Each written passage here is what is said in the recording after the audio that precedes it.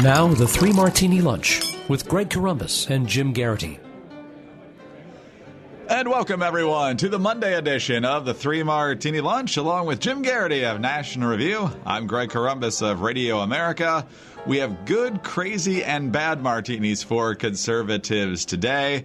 And, Jim, we thought last week was the ugly week. I'm pretty sure this is going to be far uglier. But as we get into these martinis, we'll dissect it a little more. I do want to start with two pieces of good news, one for each of our respective favorite football teams. The first one, pretty simply, I'm really excited that the Bears are, at least for the moment, in sole possession of first place in the NFC North.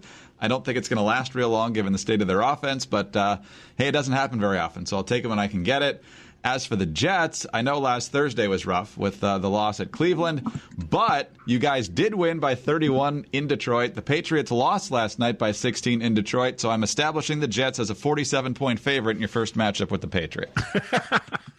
Which I believe doesn't come till very late in the season. So whatever problems New England has right now, they're going to work them out almost certainly by the time they play the Jets. But I did try to give a reassuring word to all of my friendly rivals and all the readers who are New England Patriots fans, Greg, because we Jets fans know it's tough to go into Detroit and in a nationally televised game and beat the Lions. It's so hard.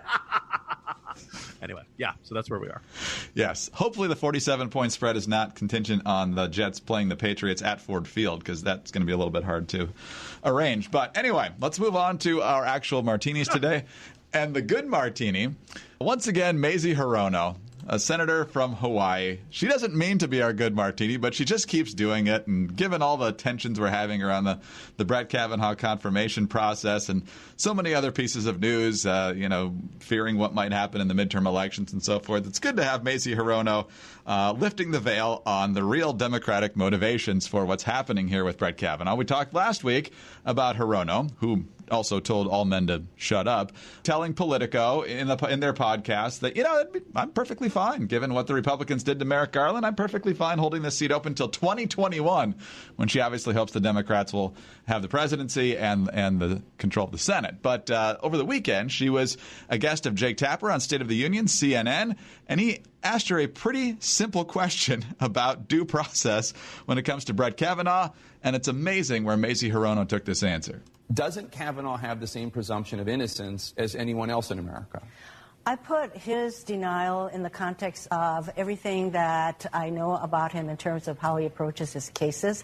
As I said, his credibility is already very questionable in my mind and in the minds of a lot of my fellow Judiciary Committee members, the Democrats. So he comes and, when I say that he's very outcome-driven, he has an ideological agenda. It's very outcome-driven, and I can sit here and talk to you about some of the cases that exemplifies his, in my view, inability to be fair in the cases that come before him. This is a person that is going to be sitting on our Supreme Court making decisions that will impact women's reproductive choice. He very much is against women's reproductive choice. Mm-hmm. And I can tell you two very important cases in which he applied the same standard but came to totally different results to make it much harder for women to get this kind of coverage. So there are so many indications of his own lack of credibility. It sounds to me like you're saying because you don't trust him on policy and because you don't believe him when he says, for instance, that he does not have an opinion on Roe v. Wade, you don't believe him about this allegation about what happened at this party in 1982. Is that fair? Well, this is why it is so important that there be at least an investigation so that there's some effort at collaboration. Well, there's plenty of effort of collaboration, Senator. We'll talk about that in the second martini. But, Jim, so it's all about keeping the seat open and it's all about abortion. Big surprise there. Yeah, Greg, I'm going to paraphrase Ghostbusters here for a second and say, when somebody asks you, doesn't figure X have the same presumption of innocence that anyone else does? You say yes. You do not want to be in a situation to say, well, because of his positions on abortion, I don't give him the presumption of innocence. Would have been much easier to answer the question and say, yes, of course, but these are serious allegations. We must get to the bottom of it, et cetera, et cetera. She doesn't. She says, well, look, you look at the judicial decisions he's reached, et cetera, et cetera. I don't know how this story is going to shake out. I do know that Hirono is making the job easier for supporters of Brett Kavanaugh to make the argument that this is a farce of the process, that this is basically he is being accused with no specifics. We don't have a specific time. We don't have a specific date. He cannot prove, the allegation is so broad and vague and unspecific, there's no way to prove a negative. And it's just about impossible to prove a negative as is. So we have a situation where she basically has decided he is guilty, and she is putting it on him to prove his innocence, which is the exact opposite of our legal system. Now, of course, earlier today, she was, asked the same question, and she offered a variation of it saying, well, we're not in a court of law, meaning that he does not get the presumption of innocence. Again, this is a criminal act we're talking about. The idea, if this is the new standard, then anybody can accuse anyone of anything and have it treated as the effect of a guilty verdict. This is going to be, and I have no idea how this is playing, Greg, but there's at least enough anecdotal evidence that people who aren't that into politics, the people who don't like to get into the minutia and aren't, political geeks like we are talking about this. They do consider this a big deal, but not the way the Democrats were planning. That this wasn't a discussion of, how those frat boys are. How those prep school boys are. I kind of wonder, Greg, how many people in this country have been falsely accused of something, and they remember being falsely accused of it, whether it was, shoplifting as a kid or some issue on your taxes or coworkers' complaint about you or something like that, that everybody knows what it feels like to be accused of doing something you didn't do. And the outrage you feel, the sense of helplessness you feel, the fear for your reputation and good name. I suspect that a lot of people who are looking at this story and the attitude of senators like Hirono, which you are guilty until proven innocent, and saying, this is not what this country was founded on. This is not, in keeping with our values. It has always been the tradition going back to the Enlightenment. If you're going to make the accusation, the accuser has to put forth the proof that the accused committed the crime or committed the sin or did what they're accused of. Because otherwise you're back to Salem witch trials. You're back to, tie them up, throw them in a river, and if they float, they're not a witch. Well, by that point, they're dead. That this no-win situation, this idea of putting you in a situation where your denials are seen as evidence of your guilt, and no amount of counter evidence you summon will ever be enough to establish your innocence. So Hirono, and the great irony is, I think all upon it observed, Greg, she's like one of 6 Democrats who aren't running for president right now? Right. So far. She might be after all the attention she's getting here. We'll see. All right. Let's move on to the crazy martini now. And the crazy martini deals with the second accuser. And I have to use that word in quotation marks here. It already wasn't a very good weekend for the Democrats because the fourth person from the Christine Ford allegation has now been identified. It's a girl who considers herself a lifelong friend of Dr. Ford, and she also has no recollection of what Dr. Ford is talking about in her statement to the Senate Judiciary Committee. But then last night, the New Yorker coming up with another allegation, and apparently it's because Democrats went looking for more victims. This is a woman named Deborah Ramirez, and her allegation stems from her freshman year at Yale in 1983-84 school year, same year Brett Kavanaugh was a freshman at Yale. She says she was extraordinarily drunk at this event, but she's now alleging that Kavanaugh exposed himself, pushed himself close to her, and she had to push him away and that sort of thing. According to the New Yorker, quote, she was at first hesitant to speak publicly, partly because her memories contained gaps because she had been drinking at the time of the alleged incident. In her initial conversations with the New Yorker, she was reluctant to characterize Kavanaugh's role in the alleged incident with certainty. And as you point out in the Jolt, the magazine says she named Kavanaugh, quote, after 6 days of carefully assessing her memories and consulting with her attorney. Also, every person that they actually got a statement from around that time at Yale says they have no memory of that whatsoever. So there was maybe one person who said they heard about it later, but nobody actually is a firsthand account. So the New Yorker is taking some heat today, Jim, and I think rightfully so, for actually running this story because it's basically journalism malpractice. The New York Times, the Washington Post, NBC were on this story but decided not to go with it because there just wasn't enough to corroborate anything here. And here's what the Times had to say about it. You also have this in the Jolt. The Times had interviewed several dozen people over the past week in an attempt to corroborate her story and could find no one with firsthand knowledge. Ms. Ramirez herself contacted former Yale classmates asking if they recalled the incident and told some of them that she could not be certain Mr. Kavanaugh was the one who exposed himself. So Jim, so many different elements of the media here just wanting this to be true. Kudos to those who at least had the decency to realize there was nothing verifiable here. But apparently the New Yorker didn't care about that, and it might sully the reputation of Ronan Farrow, who did quite a bit to build a solid reputation here in the last few months. And let's point out, this is not Ronan Farrow's work alone. This is also the work of Jane Meyer, who's been a reporter for The New Yorker for a long time, covering the Supreme Court based on her book about the Koch brothers and folks like that. I think it's safe to characterize her as left of center. This doesn't mean that all of her reporting is false or nonsense, but this is a really journalistically troubling piece because of so many phrases in there that basically indicate this piece wasn't finished. They didn't have the evidence that it's touted to.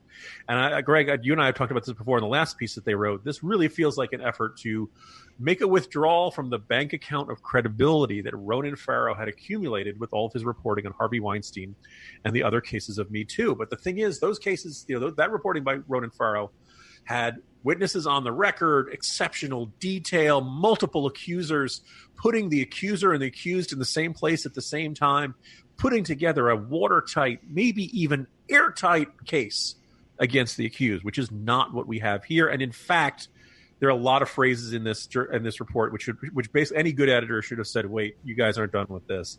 This isn't proven. The description, quote, she was at first hesitant to speak publicly, partly because her memories contained gaps because she had been drinking at the time of the alleged incident. Underline it, highlight it, put a giant, spotlight on this.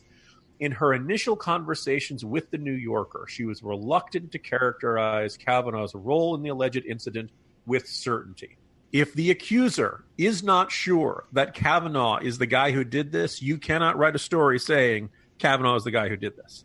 But then it gets worse because after 6 days of carefully assessing her memories and consulting with her attorney, Greg, I could be wrong, but if you think you don't remember something on Monday, if you remember it by Saturday, are you meditating? What are you doing that makes you suddenly remember something that you didn't remember 6 days earlier?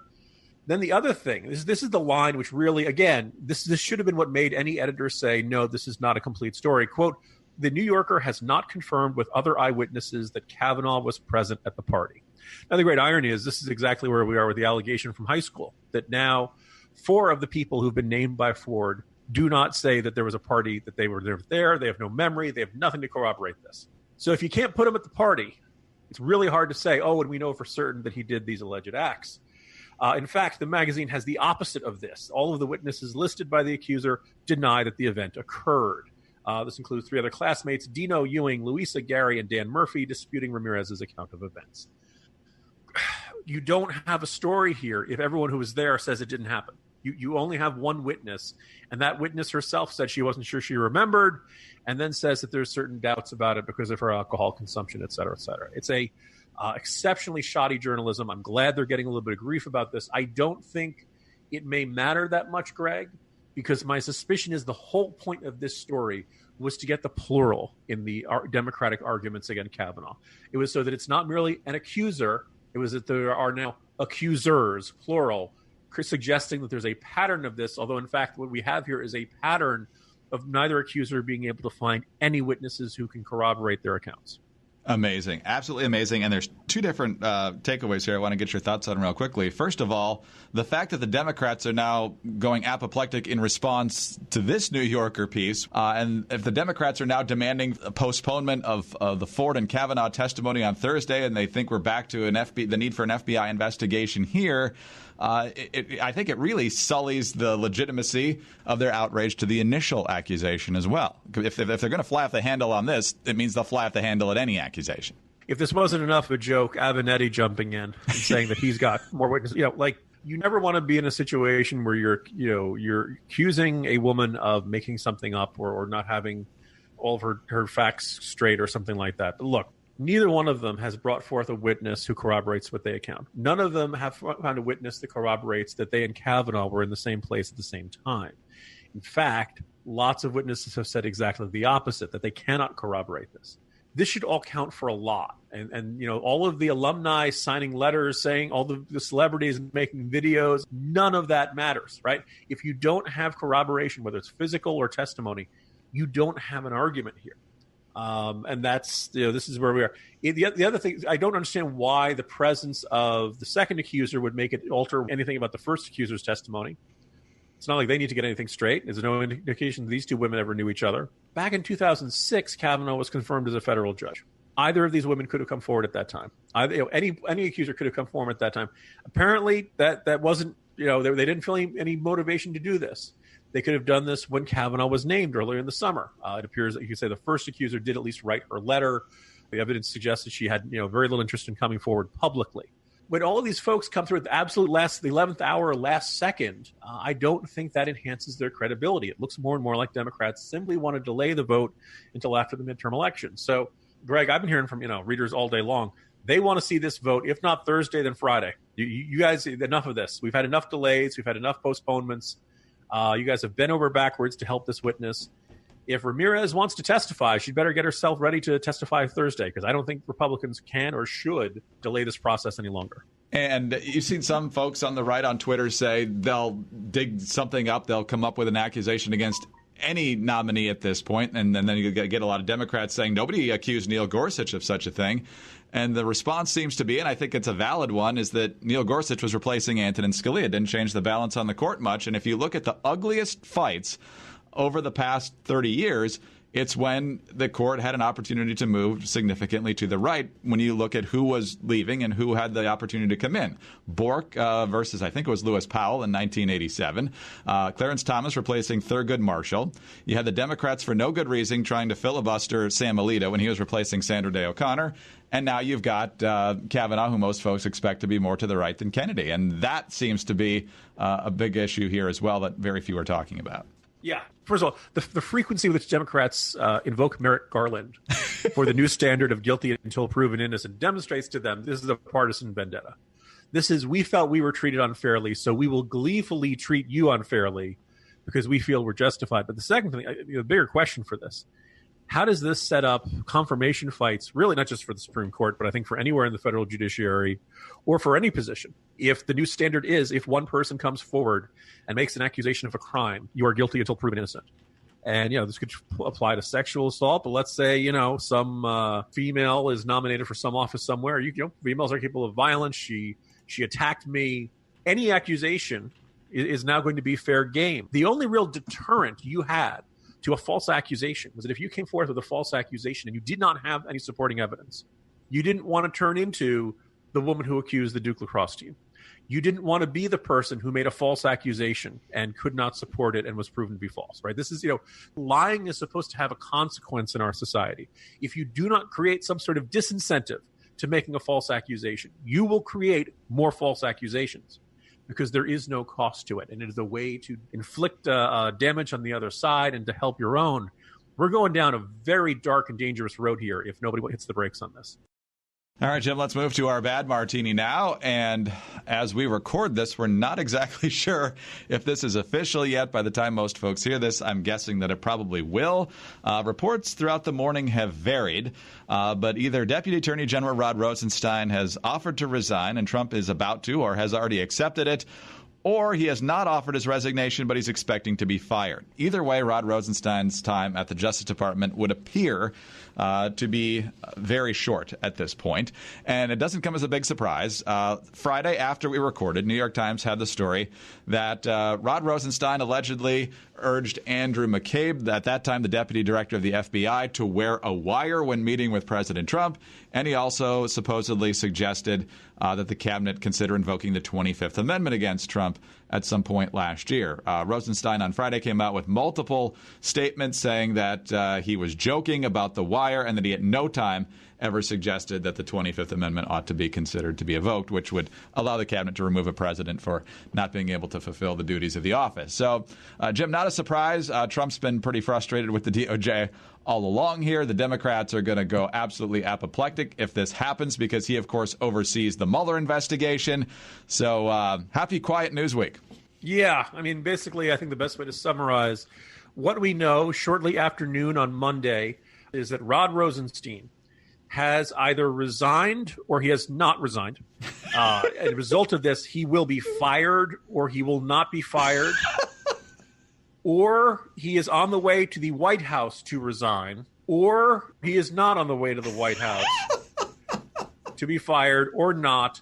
In short, he is Schrodinger's deputy attorney general. He exists in two states simultaneously. It is a remarkable scientific breakthrough. Look, here's the thing. The interesting thing, the comments about Rosenstein in that New York Times piece, so it would be really weird and troubling and disturbing if, the deputy attorney general was saying, we got to invoke the 25th Amendment. The president's got to go. The other weird thing about it, though, Greg, is it said that he'd been on the job for 2 weeks when he said that. So you think about it. You've just gone through confirmation hearings. It's been tough. You finally you're finally settling in. You're in your new office. They show you where the coffee machine is, the bathroom, all that kind of stuff. They remind you the door sometimes sticks, so you got to pull it. And so you're sitting down for your first real big staff meeting. You're sitting around the table with everybody, and you're saying, hey, everybody, I got a neat idea. How about we invoke the 25th Amendment and replace the president, get the cabinet to declare him mentally incompetent, because I think it would be cool. I just have a hard time picturing that. Talk about making a splash early on. Hey, Rod, calm down a little bit, okay? Let's be in the office a whole month before we try to pull out something that's never been done before in American history. And if we're honest, with some of the less plausible moments of 24 during its 7 seasons.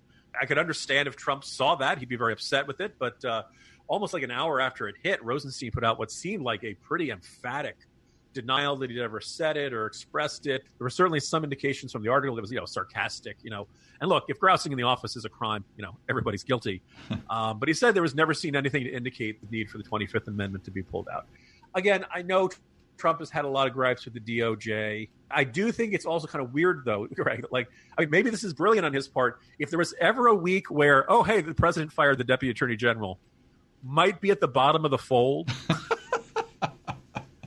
on the newspaper, or the second or third block of the evening newscast, this would be it with all the Kavanaugh stuff going on. So you could just kind of see journalists' minds exploding as they realized they had to write 2 or 3 articles in one day, both on these big, complicated, and constantly evolving stories. My guess is by the time most listeners hear this story will have completely changed, and it will be that Rod Rosenstein turned out to be a space alien the whole time or something.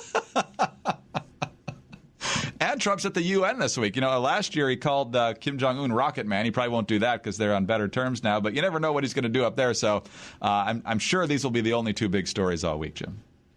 Right? I mean, the idea, hey, Trump's at the UN and he could, that's not even like the top 3 stories of the day. Good luck, America. At least it's Friday, right, Greg? Oh, man. Buckle up, everyone. We'll do it tomorrow. Jim, see you then. See you tomorrow, Greg. Jim Geraghty of National Review. I'm Greg Corombos of Radio America. Thanks for being with us today. Get rest. Get a lot of rest tonight. It's going to be a long week. See you tomorrow for the Tuesday edition of the 3 Martini Lunch.